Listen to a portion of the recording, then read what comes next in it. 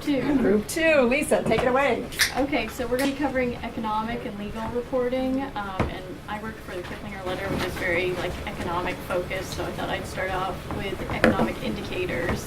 So obviously first we're going to look at GDP, and the Bureau of Economic Analysis releases those numbers. So I think it was last Thursday they released an update to their, they do a few estimates, so this is the second estimate, and they actually found out that GDP rose 3.6% in the third quarter, which is better than what they expected. I think they said they thought it was going to be 2.8 or something like that.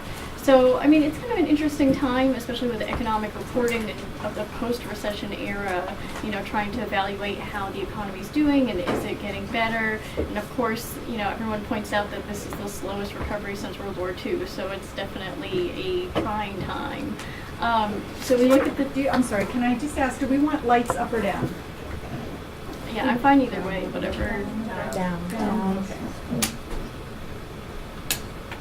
Okay.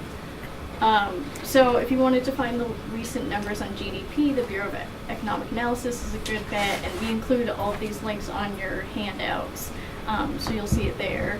So we see that it's 3.6%, and then you can kind of look at, well, why is it much higher than in the past? Like in the second quarter it was 2.5, first quarter was about 1.1, so not that great. But if you look down here, it'll kind of give a little bit more information. Like they mentioned that there's positive contributions from private inventory investment. So businesses have been stocking up in preparation for the holiday season. And so actually with Kiplinger, we like to forecast and kind of look ahead. So, these numbers haven't been released yet. But we're thinking that the fourth quarter might actually be a little bit of a letdown depending on holiday spending. I mean, if holiday spending, is strong, then it should be okay, but I think we're talking about maybe 1.4% next quarter, just because we think that these businesses might have overstocked and that there's not enough people buying. But we'll go more into retail later. So there's GDP, and then, let's see. Moving on from there, well, I guess another thing too is to look ahead for next year.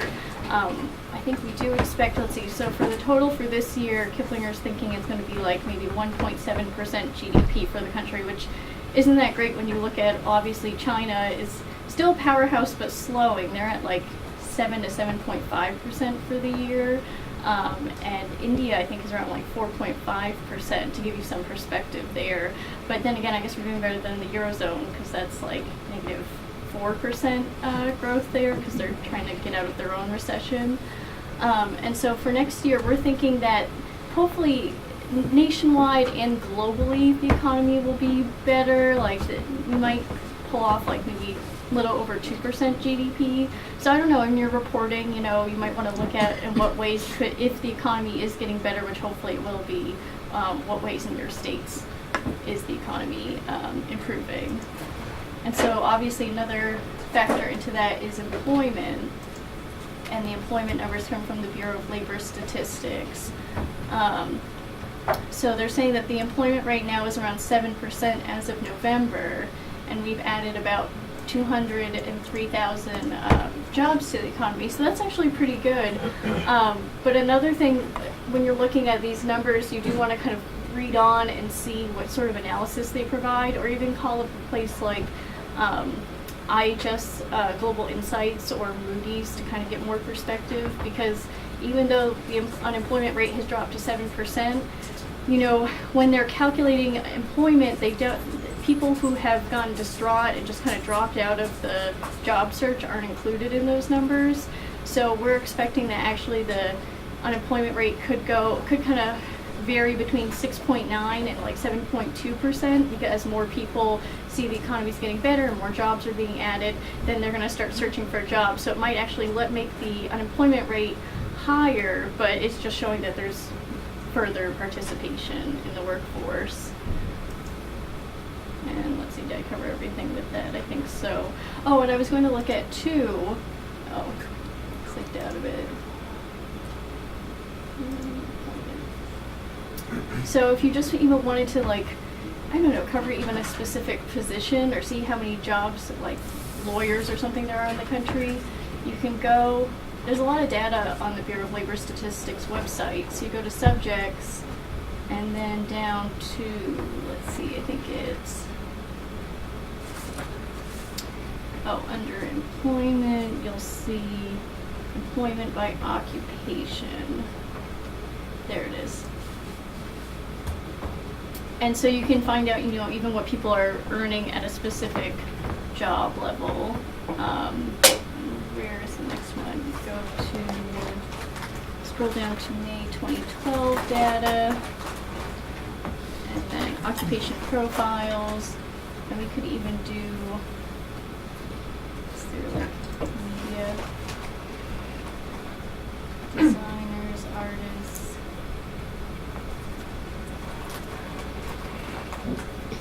Let's do news analysts, reporters, and correspondents.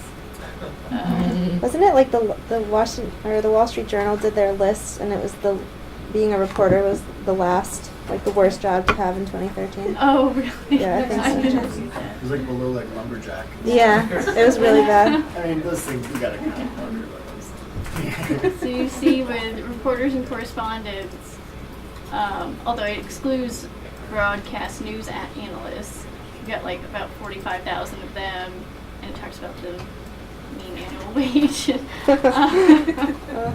So you get a little bit more information too there if you want to look specifically at any sort of particular occupations.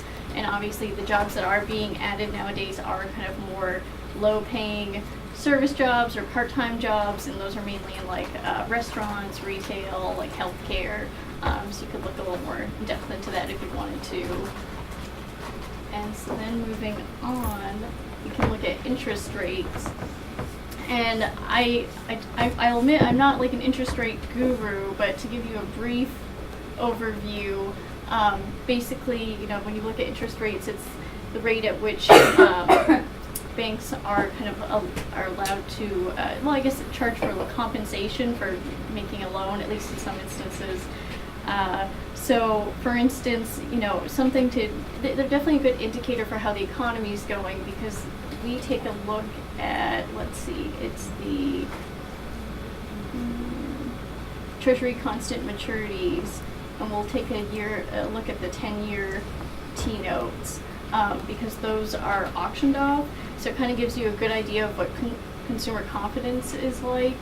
And let's see, 2.74%, I think that's okay. I know that we expect like next year those will probably kind of increase a little bit, and so let's see, I think that's part of the because there's long-term and short-term interest rates, and so basically the Federal Reserve, I'm sure you're all familiar with, it sets the short-term interest rates, and right now those have been kept low to kind of spur economic growth and help with housing. So that's why they say it's a good time to buy a house, because you can get such lower mortgage rates. And so the Fed has kind of been talking about stepping back and buying. They buy about $85 billion worth of bonds a month, and so they've been talking about kind of easing back to let the economy kind of boost itself up. But again, with our forecasting, we're thinking by like next year, maybe it won't be until mid next year, that the Fed will kind of raise short-term interest rates and kind of ease back on the bond buying. So again, it's just kind of thinking ahead, like mid-2014, it might just be an interesting time with economics, looking at the country and growth and looking at your particular states and how they're doing. So then I guess we'd probably want to look at inflation. Again, that's Bureau of Labor Statistics. They have an index summary where they're saying that inflation really hasn't been that big of an issue recently. So talking about decreased 0.1% in October, year over year. And I guess, let's see, over the last 12 months it's still increased 1%. So it's been rather low, but actually for next year, it is expected that inflation will probably increase. You're looking at like we were pointing out chicken specifically will be like 4% higher, and fruits and veggies are going to be 3% higher.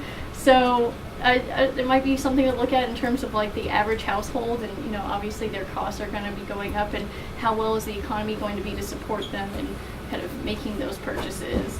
But also on the higher end, on the wealthier end, obviously, you know, there's a growing need for organic fruits and vegetables. And I don't know, these are just things to take into consideration with the fact that obviously that's more expensive. So probably the wealthier households are more so buying those kinds of fruits and veggies. And then another thing to look at is like manufacturing, well, just in general business spending, which I think these reports, let's see, if you get the full report, you can open it up and it'll explain a little bit more, again, talking about how businesses were kind of upping their inventories more so than the second quarter. And you can get a little bit more information about that. And then what was the last of all? Oh, the trade deficit.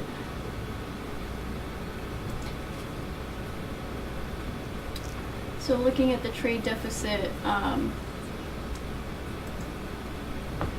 can see that, let's see, it decreased to 40.6 billion in October, so that's good. I think right now we're kind of expecting that that it's, you know, we're kind of on that line, I guess, in terms of whether the U.S. You know, is importing or exporting more, but we do expect that in 2014, again, if the global economy picks up, we should be exporting more. And specifically, I know with shale and shale oil, that we're increasing our output of oil from shale, so we'll be the top producer, I'm sure you know, by 2015. So It's still illegal to export oil though. yeah. Which is interesting. So I guess there's the idea that perhaps in the future we could be exporting oil. It's just something to kind of keep an eye out for. And then as Europe hopefully gets out of their recession, we should be able to export more goods there, as well as China. Again, China's growth has slowed, but kind of as they transition into this consumer spending market, hopefully, I know that online buying is kind of taking off there, so hopefully they'll be buying more of our goods. And I think I've covered everything here. Did I?